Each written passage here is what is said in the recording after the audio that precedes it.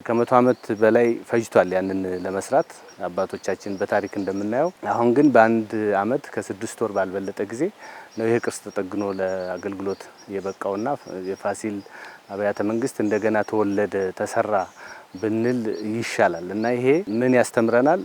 አገራችን ትችላለች፣ ኢትዮጵያ ትችላለች፣ መስራት እንችላለን፣ የሚያቅተን ነገር የለም የሚለውን በጣም ትላልቅ ስራዎች ሰርተን ያሳየንበት ነው። እና ከዚህ በፊት ይሄ አይሰራ አትንኩት የሚሉት አካላት ሁሉ ሌላ አካባቢ ያሉ ቅርሶችን ለመጠገን የሚያስችል አቅም እዚህ ሀገር ውስጥ እንዳለ ያዩበት ነው። እንግዲህ ትላልቅ ዶሞች አሉ፣ እነሱን ለመስራት በጣም አስቸጋሪ የሆነበትን ሁኔታ ነው በራሳችን የሰራ ነው።